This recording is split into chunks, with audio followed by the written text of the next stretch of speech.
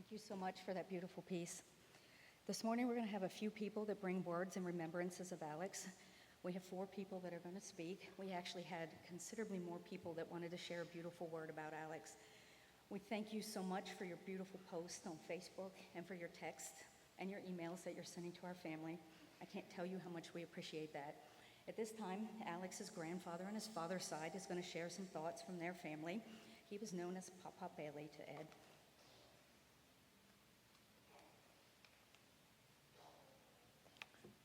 Let's all take a deep breath. Deeper than that.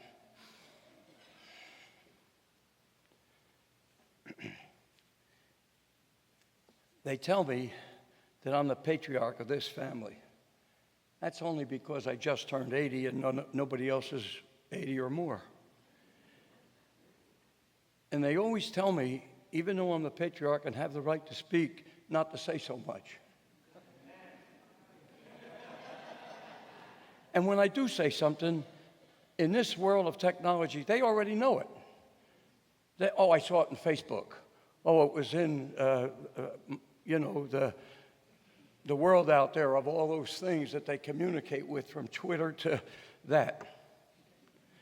So no matter what I say, it really doesn't mean anything. But I want to tell you something. I don't want you to think about what I'm saying. Therefore, you can't criticize me. I want you to think of what God has to say. Do me a favor, young people, those of you who think I'm getting too old and don't know what's going on in this world, put this in your blog and stroke it. From Hezekiah 57, thanks to Captain Colonel and Mrs. Canning reminding me of this scripture. The good men perish. The godly die before their time.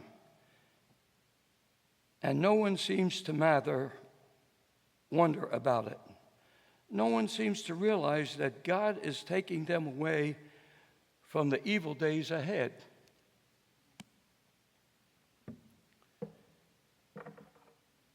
Enough said. Boyhood friends, Commissioner Bob and Alice Watson, reminded me of John 14. Those of you who know it, say that first verse with me. Say it to Tom and to Kim and to the grandparents. Let not your heart be troubled. Say it with me. Let not your heart be troubled. You believe in God, believe also in me. And some of you could go on for the whole 14th Psalm. Oh, there's a lot of good stuff in that Psalm. Jesus said, because I live, you also shall live. That's a wonderful thing. The next part says, in my Father's house are many mansions. Can you imagine? That's good enough. But for him to go to plant one for me and for you, that's phenomenal. I believe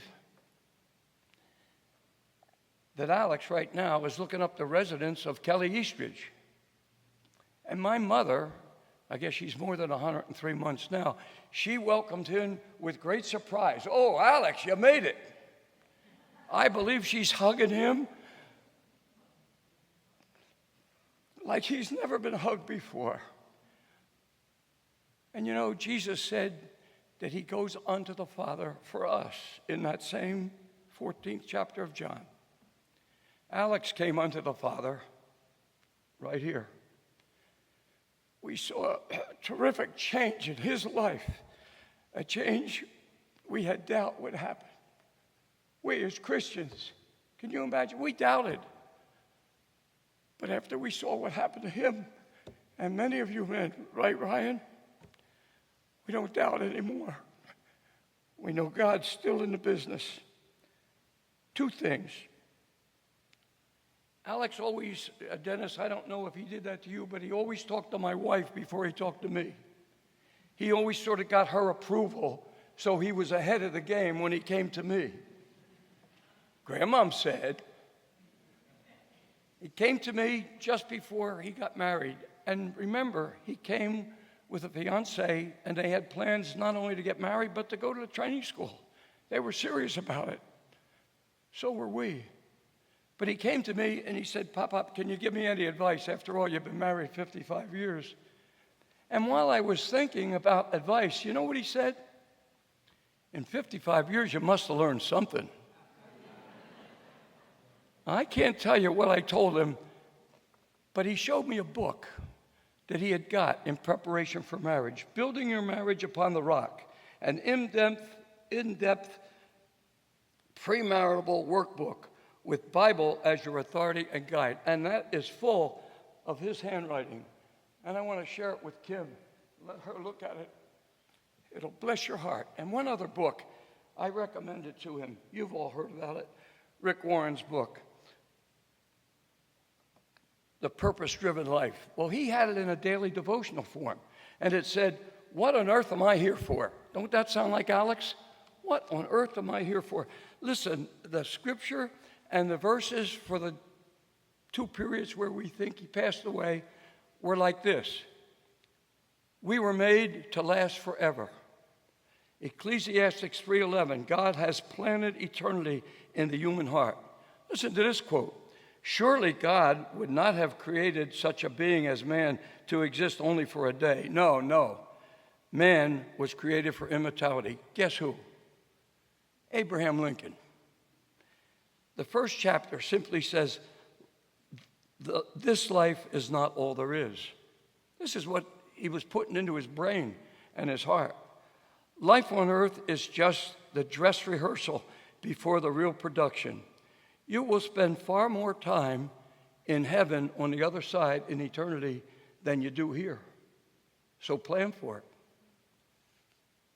This life is only a preparation for the next. He was putting this into his character. The Bible calls your earthly body a tent, but refers to your future body as a home, as a house. The closer you live to God, the smaller everything else appears. The book is full of it. If you haven't read it, I recommend it. But now when a person reads that kind of literature, you can see what kind of character he was building from the way he lived earlier. And so many of you earlier childhood friends that I met, thank you for coming in a special way. He would be proud. I want you to do me a favor. Close your eyes. Don't go to sleep on me, but close your eyes. Picture Alex. Yeah, I know some of you see a disgruntled, hard to get along with kid. Here's what he really was, and those of you who got to know his heart, maybe you knew this. He was a lifeguard. He saved the kid's life at camp. He was a journalist. No, not as good as his sister, Carrie. She had the brains and education. She's working on it. But he wrote a book. My wife edited it. I can't wait to read it. I hope it gets published. He was an exercise buff. Now that was BC, before his car. He used to come to the house on a little bicycle, far too small for him. Usually had a flat tire. Pop, can you help me? Gave him a special wrench. I said, keep it in your pocket. Because he kept doing the curves with the bike, and you're not supposed to with that kind of a bike. But you couldn't tell him nothing. Anyway, he'd get a drink of water. We'd fix his bike, and he'd go home. Most people in my neighborhood, and I see so many neighbors here today, who if they saw Alex, he was coming and going, and he was a little sweaty and dirty with a backpack on and a tennis rack in the back of it because he did at least 10 to 15 miles almost daily on that bike. As I said, that was BC, before the car. And then he was a maintenance man here. That's when a lot of you saw him, and you're seeing him now around the building. People, open your eyes and know this. This world is a place of death and dying. But that world is a place of life and living.